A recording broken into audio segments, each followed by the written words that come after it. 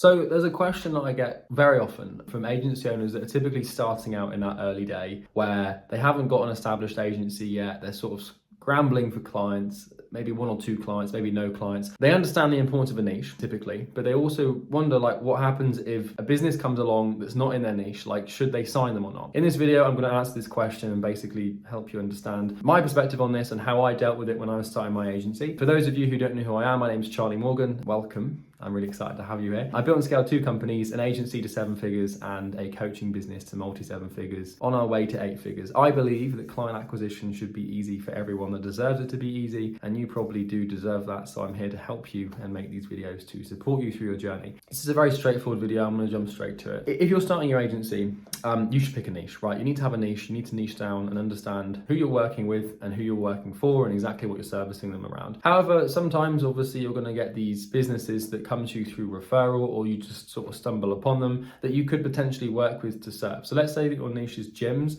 and maybe you've got 1 or 2 gym clients on board and you're prospecting for gyms. But then like a restaurant comes along and the restaurant is basically like, hey, like you're my friend, or my mum knows you, or my auntie's best friend's dog came round your house and now the dog is telling me. You get the point, right? For some reason you can get these random businesses that you could potentially service and you wonder whether or not you should take them because they're out of niche. I'm going to give you a metaphor to help you really easily understand how I approach this and basically answer the question. Imagine that you are stranded on a desert island, but let's say for example that you've decided that you want to be vegan, right? So for some reason, plane crash into an island, you're on your own and you decide you want to be vegan. You know, you build your shelter, you get your water source, whatever.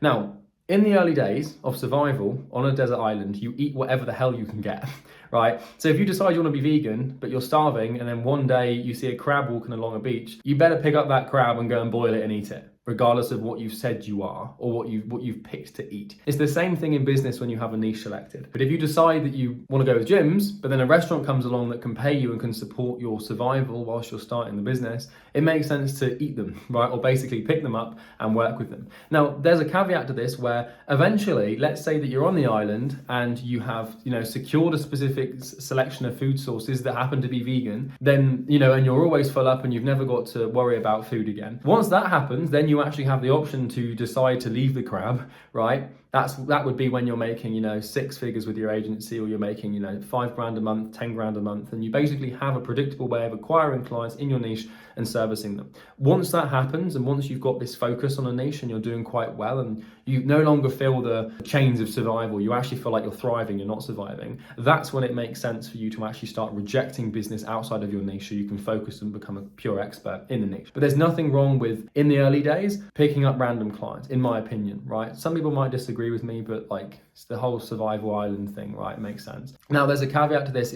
You want to make sure you're only being intentional to get clients in your niche. So you're growing the business intentionally in the direction of the niche that you've chosen. But if opportunities arise, then you should probably take them. Like if you're in a niche, you should prospect for the niche. I'm not saying that you should go and prospect outside of your niche, right? I'm saying that you should prospect specifically in your niche, but if a random business comes along that you can support and you can make some money in the process, you'll find that it actually helps you significantly because it's going to ease that survival pressure, help you basically survive in the short term so that in the long term you can make better decisions.